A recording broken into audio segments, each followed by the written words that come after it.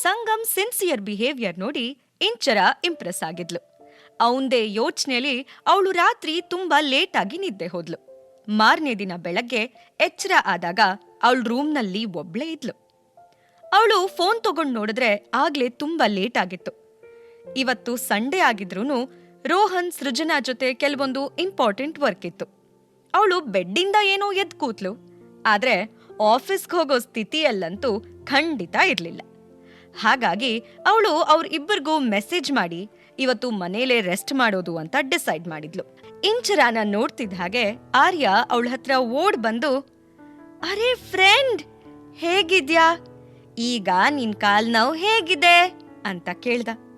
ಯಾಕೆ ಅಂದ್ರೆ ಅವಳು ಎದ್ದೇಳೋಕು ಮುಂಚೆನೆ ಸಂಗಮ್ ಎಲ್ರಿಗೂ ಅವಳ ಕಾಲ್ ಏಟಾಗಿರೋ ಬಗ್ಗೆ ಹೇಳಿದ್ದ. ಇಂಚರ ಸಂಗಮ್ ಕೈ ಹಿಡ್ಕೊಂಡು ಸ್ಲೋಲಿ ಡೈನಿಂಗ್ ಟೇಬಲ್ ವರ್ಗೂ ಬಂದ್ ಕೂತ್ಕೊಂಡು, ಹಾ ಆರ್ಯ, ಈಗ ಪರವಾಗಿಲ್ಲ ಅಂದ್ಲು. ಆದ್ರೆ ಅವಳು ಪರವಾಗಿಲ್ಲ ಅಂತ ಬಾಯಲ್ಲಷ್ಟೇ ಹೇಳ್ತಿದ್ದಾಳೆ ಅನ್ನೋದು ಅಲ್ಲಿರೋ ಎಲ್ಲರಿಗೂ ಗೊತ್ತಾಯ್ತು.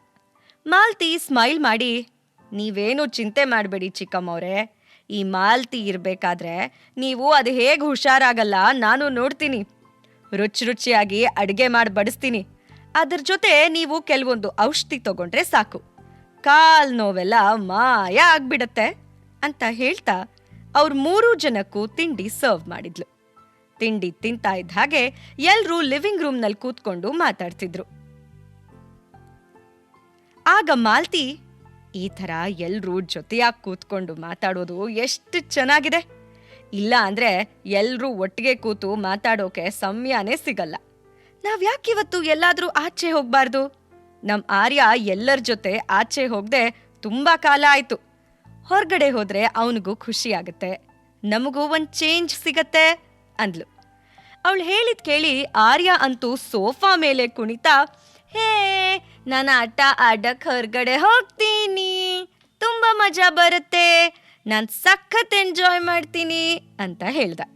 ಆಗ ಮಾಲ್ತಿ, ನಿಮ್ಗೆಲ್ಲ ಏನೂ ಪ್ರಾಬ್ಲಮ್ ಇಲ್ಲ ಅಂದ್ರೆ ಈಗ ನಾವೊಂದು ಕೆಲಸ ಮಾಡೋಣ. ಚಿಕ್ಕಮ್ಮವ್ರಿಗೆ ಕಾಲ್ ಏಟಾಗಿರೋದ್ರಿಂದ ಜಾಸ್ತಿ ನಡೆಯೋ ಅವಶ್ಯಕತೆ ಇಲ್ಲದೆ ಇರೋ ಪ್ಲೇಸ್ಗೆ ಹೋಗೋಣ ಅಂತ ಇಂಚರ ಸಂಗಮ್ ಕಡೆ ನೋಡ್ತಾ ಹೇಳಿದ್ಲು. ಆಗ ಇಂಚರ, ನನಗೇನೂ ತೊಂದರೆ ಇಲ್ಲ, ನಾನು ಬರ್ತೀನಿ ಅಂದ್ಲು. ಯಾಕೆ ಅಂದ್ರೆ ಅವಳು ಆರ್ಯ ಮತ್ತೆ ಮಾಲ್ತಿ ಮನ್ಸನ್ನ ನೋಯಿಸೋಕೆ ಇಷ್ಟಪಡ್ಲಿಲ್ಲ. ಅವಳು ತನಗಷ್ಟೇ ನೋವಾದ್ರೂ ಅದನ್ನ ಬಾಯ್ಬಿಟ್ಟು ಹೇಳ್ಕೊಳಲ್ಲ ಅಂತ ಅವನಿಗೆ ಅರ್ಥ ಆದ್ರೂ ಅವಳ ಕಂಡೀಷನ್ ನೆನ್ನೆಗಿಂತ ಬೆಟರ್ ಅಂತ ಅನ್ನಿಸ್ತು. ಆದ್ರೆ ಇನ್ನೂ ಅವಳಿಗೆ ರೆಸ್ಟ್ ಬೇಕಿರೋದ್ರಿಂದ ದೂರ ಹೋಗೋ ಬದಲು ಮನೆ ಹಿಂದೆನೆ ಇರೋ ಕೆರೆ ಹತ್ರ ಹೋಗ್ಬೇಕು ಅಂತ ಅಂದ್ಕೊಂಡ. ಆಕ್ಚುಲಿ ಅದೊಂದು ನ್ಯಾಚುರಲ್ ಕೆರೆ ಆಗಿತ್ತು. ಅದನ್ನ ಸಂಗಮ್ ತುಂಬಾ ಚೆನ್ನಾಗಿ ಮೇಂಟೈನ್ ಮಾಡಿಸಿದ್ರಿಂದ ಅದ್ರ ನೀರು ಕ್ಲಿಯರ್ ಆಗಿ ತುಂಬಾ ಚೆನ್ನಾಗಿ ಕಾಣ್ತಿತ್ತು. ಅದರಲ್ಲಿರೋ ನೀಲಿ, ಬಿಳಿ, ಗುಲಾಬಿ ಕಲರ್ ಕಮಲದ ಹೂಗಳು ಅದ್ರ ಅಂದಾನ ಹೆಚ್ಚಿತ್ತು.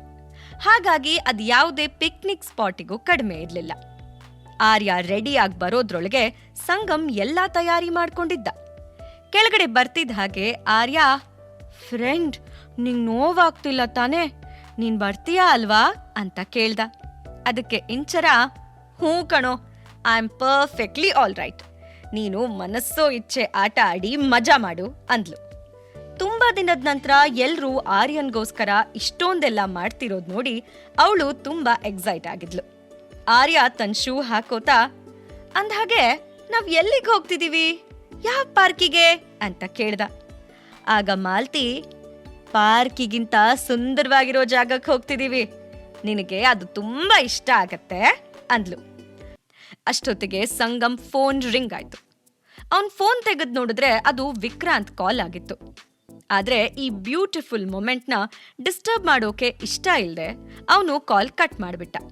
ಆದ್ರೆ ಪದೇ ಪದೇ ಕಾಲ್ ಬರ್ತಾನೆ ಇತ್ತು. ಹಾಗಾಗಿ ಅವನು ಕಾಲ್ ಪಿಕ್ ಮಾಡಿ, ವಾಟ್ ಹ್ಯಾಪನ್, ಎನಿಥಿಂಗ್ ಸೀರಿಯಸ್ ಅಂತ ಕೇಳ್ದ.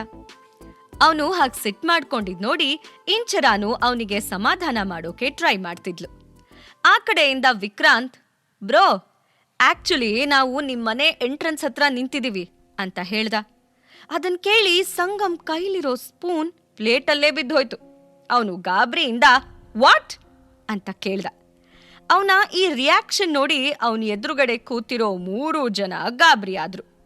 ವಿಕ್ರಾಂತ್ ಕಂಟಿನ್ಯೂ ಮಾಡಿ, ಹ್ಞೂ ಕಣೋ, ನನ್ ಜೊತೆ ಸಾಧ್ವಿನೂ ಇದ್ದಾಳೆ ಅಂತ ಹೇಳ್ದ. ಅವಳ ಹೆಸರು ಕೇಳ್ತಿದ್ದ ಹಾಗೆ ಸಂಗಮ್ ಸೈಡ್ಗೆ ಹೋಗಿ ಸಿಟ್ಟಲ್ಲಿ, ಅವಳನ್ನ ಯಾಕೆ ಇಲ್ಲಿ ಕರ್ಕೊಂಡ್ ಬಂದೆ? Have you lost it? ಬುದ್ಧಿ ಇಲ್ವಾ ನಿನಗೆ ಅಂತ ಕೇಳ್ದ. ಅದಕ್ಕೆ ವಿಕ್ರಾಂತ್, ನಾನು ಅವಳನ್ನ ತಡೆಯೋಕೆ ತುಂಬಾ ಪ್ರಯತ್ನ ಮಾಡ್ದೆ ಕಣೋ, ಆದ್ರೆ ಅವಳು ನಿನ್ನನ್ನ ಮೀಟ್ ಮಾಡ್ಲೇಬೇಕು ಅಂತ ಹಠ ಹಿಡಿದು ಕೂತ್ಬಿಟ್ಲು. ಅದು ಬೇರೆ ಎಲ್ಲೂ ಅಲ್ಲ, ನಿಮ್ಮನೆಗೆ ಹೋಗ್ಬೇಕು ಅಂತ. ನಾನಾದ್ರೂ ಏನ್ ಮಾಡ್ಲಿ, ನೀನೇ ಹೇಳು ಅಂತ ಭಯದಲ್ಲೇ ಹೇಳ್ದ. ಸಾಧ್ವಿನ್ ಕರ್ಕೊಂಡ್ ಬಂದ್ರೆ ಸಂಗಮ್ ಹತ್ರ ತಾನು ಬಾಯಿಗೆ ಬಂದ ಹಾಗೆ ಬಯಸ್ಕೋಬೇಕಾಗತ್ತೆ ಅಂತ ಅವನಿಗೂ ಚೆನ್ನಾಗಿ ಗೊತ್ತಿತ್ತು. ಅವನ್ ಹೇಳಿದ್ ಕೇಳಿ ಸಂಗಮ್, ಅವಳಿಗಂತೂ ಮಾಡೋಕೆ ಬೇರೆ ಕೆಲ್ಸ ಇಲ್ಲ, ನಿನಗೂ ಇಲ್ವಾ? ನೀವಿಬ್ರು ಸೇರಿ ಇವತ್ತು ನನ್ಗೊಂದ್ ಗತಿ ಕಾಣಿಸ್ತೀರಾ.